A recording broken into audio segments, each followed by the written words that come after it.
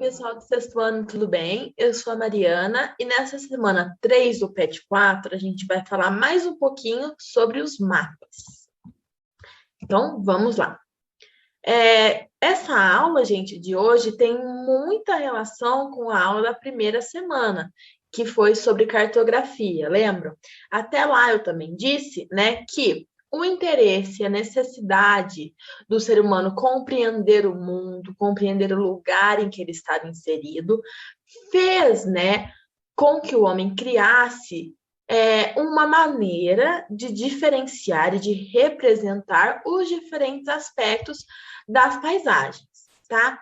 Então, essa, essa maneira de, de representar o espaço geográfico é o que a gente chama, né, de mapas, né? Claro que é uma das maneiras, mas é a maneira mais recorrente, que a gente tem mais contato, e eles começaram, né, a ser representados ali desde objetos mais simples, como madeira, ou em pedaços de pedras ou em barro, né? E atualmente a gente tem mapas em papel e agora, bem recentemente, mapas online, né, no computador.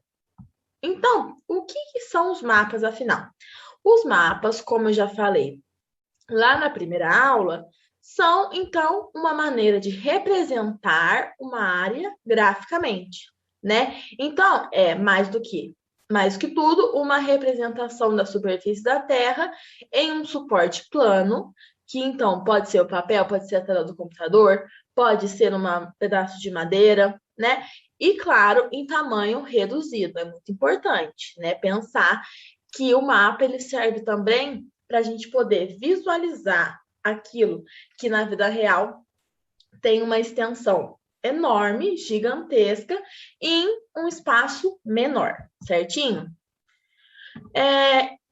Né, justamente em função, né, dessa transposição, dessa diminuição da realidade para o plano, os mapas, né, a grande maioria deles, sofrem limitações, distorções e deformações que são inevitáveis, gente, porque é muito difícil, a gente não consegue, né, transpor uma superfície que é 3D, vamos falar assim, que ela tem altura, largura, comprimento, ela tem seus relevos, ela tem suas especificidades.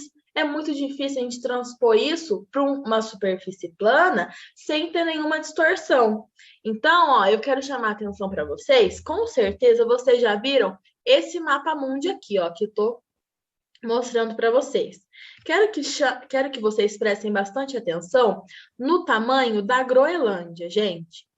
Se você, né, pegar como comparação nesse mapa mundi, a Groenlândia é maior que o Brasil, né? É quase do tamanho da América do Sul inteira. Só que, quando na realidade a Groenlândia é um pedaço de terra bem menor do que o Brasil, né? O tamanho de um estado brasileiro. Tá? Então, olha como é interessante a gente pensar que um mapa, ele, apesar de servir para diversos fins, né? E ser a representação da realidade no plano, ela não é 100% fiel, tá? Então, tem essas distorções que é importante a gente prestar atenção. Vamos lá. O mapa, né? Ele pode representar, então, diferentes lugares do planeta, partindo do particular, como um bairro, que esse exemplo que eu coloquei aqui, ó, do centro de Poços, ó. Então, aqui a gente tem o coreto, o relógio floral, a fonte luminosa, aqui a praça, né? O Parque José Afonso Junqueira.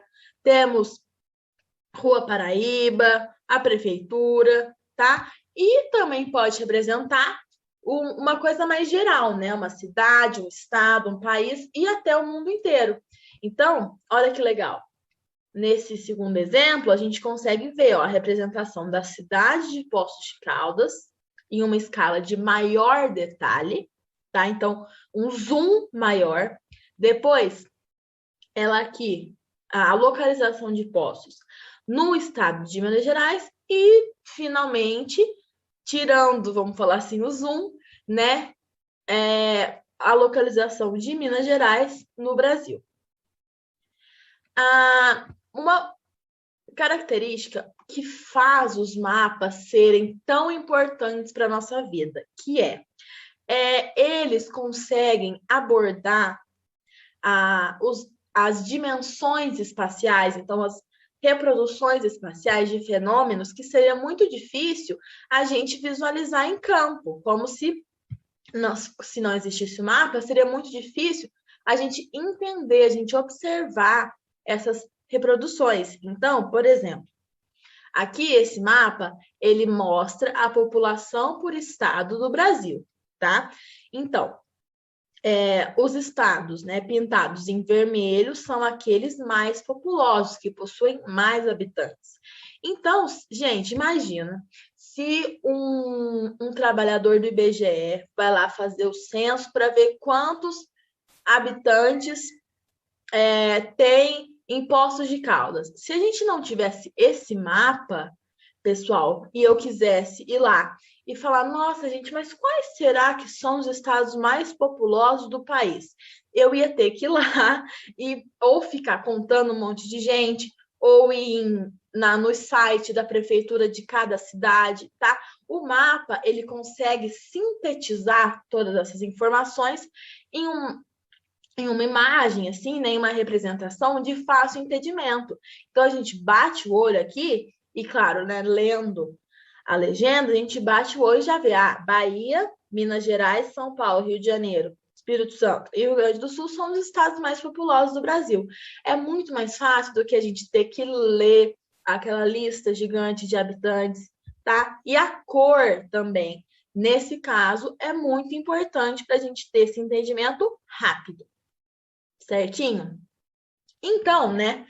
Como quaisquer representações, os mapas também estão sujeitos aos interesses e objetivos do autor, ou seja, cabe a quem elabora o mapa escolher os objetos, os elementos e os fenômenos a serem representados. Então, por exemplo, nesse exemplo primeiro aqui, a gente tem um mapa político do Brasil, que mostra, né, as regiões que a gente já está acostumado, região norte, nordeste, centro-oeste, sudeste e sul, também mostra os limites dos estados. Então, a pessoa que elaborou esse mapa estava pensando, estava querendo representar isso, os estados brasileiros e as regiões.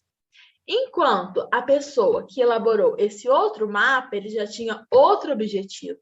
Ele queria mostrar, então, como que se distribui o clima no Brasil. Então, ó, aqui na região nordeste, a gente tem um clima semiárido. Na região norte, a gente tem um clima equatorial. Então, você, né, o autor do mapa, é ele que decide em uma vasta, né, em vastas possibilidades, qual assunto ele vai abordar no mapa. Então, a gente tem, de acordo com essas diferentes intencionalidades, a gente tem diferentes tipos de mapa. Os mais usuais são 3, tá? Que são os mapas físicos, que representam essencialmente os elementos naturais, então tem hidrografia, relevo, clima, vegetação, tá?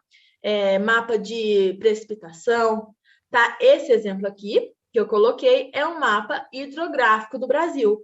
Então, ó, cada bacia hidrográfica está pintada de uma cor diferente e a gente também consegue ver aqui os seus principais rios e os principais afluentes, tá? O segundo tipo de mapa são os mapas políticos. Esse, com certeza, todo mundo já viu, que são os mais comuns, né? O que a gente tem mais contato. Então, os mapas políticos representam as fronteiras dos países ou as unidades administrativas, né? Que podem ser as regiões, os estados, os municípios. Como exemplo, ó, a gente tem um mapa do continente africano político, tá? Que a gente tem a divisão dos estados, dos países, desculpa, e dos estados dentro dos países.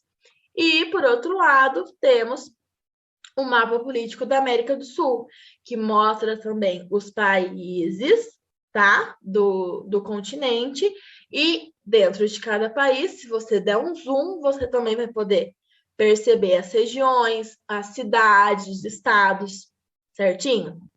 E por último, a gente tem os mapas temáticos, que vão abranger muitos temas, que são aqueles, então, que apresentam as informações mais específicas, né? Como, por exemplo, aspectos econômicos, aspectos sociais, demográficos, históricos.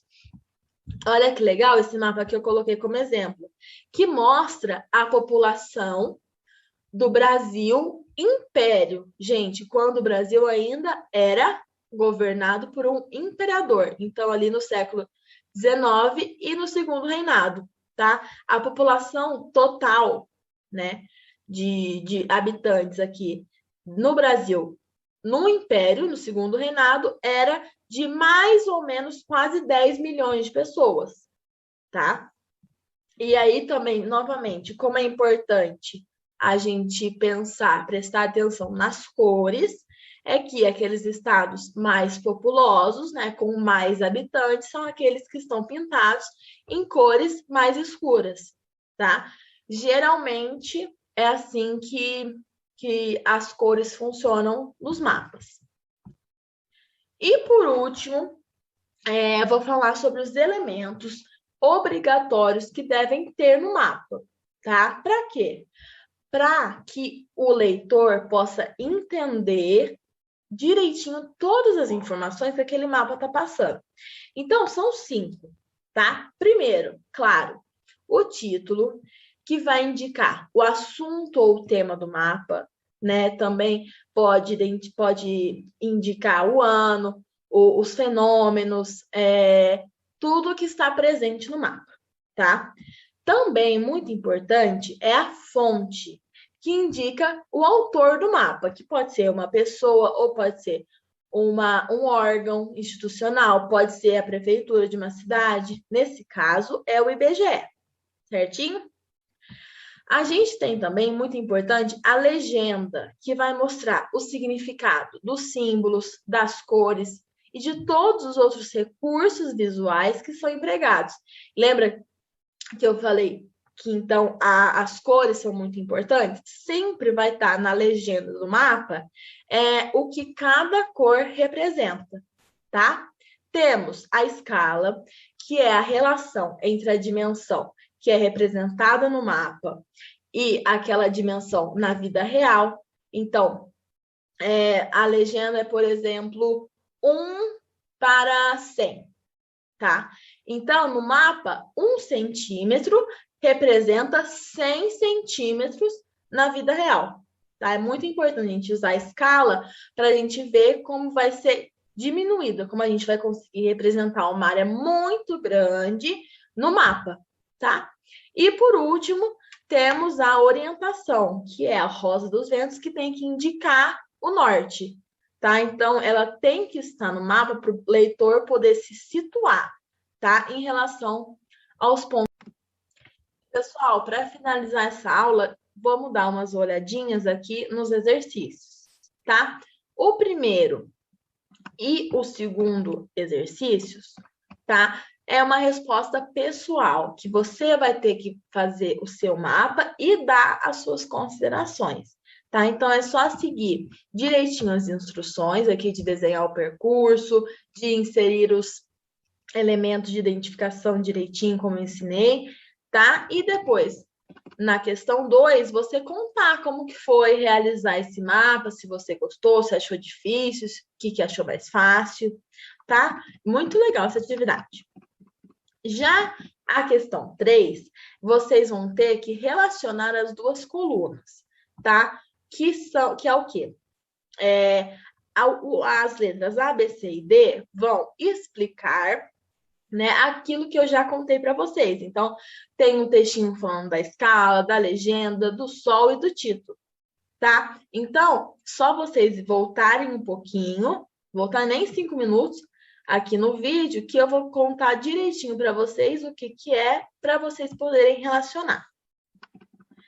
Já a questão número 4 pede para a gente observar o mapa, que é sobre as macro-regiões brasileiras, tá? Também eu dei esse exemplo no vídeo, tá? E a letra A fala: A ausência dos elementos de identificação dificulta a interpretação de um mapa. Indique quais desses elementos não aparecem na representação ao lado. Então, vamos lembrar quais são os 5 elementos obrigatórios do mapa: título, fonte, escala, tá? Legenda e orientação, tá? Então, quais desses elementos que a gente não consegue ver aqui no mapa? Que é muito importante, certinho? A questão B, né? A letra B. Vai falar, então, esse mapa, ele pode ser considerado qual tipo? Vamos pensar, qual tipo de mapa, né, que é esse que indica, então, as fronteiras, as divisões de cidades, de estados, de regiões, tá? Eu falei direitinho antes aqui na aula, tá? E, por último, qual é o assunto do mapa? Né? O que a gente pode ver quando a gente bate o olho no mapa? A gente consegue ver, então, as divisões do território brasileiro. Ele mostra também os estados, as capitais dos estados, desculpa, tá? Então, é super fácil vocês fazerem. Eu espero que vocês tenham conseguido entender esse assunto, que eu acho super legal e é muito importante para o entendimento. E qualquer dúvida, vocês podem contar comigo. Bons estudos. Um beijo.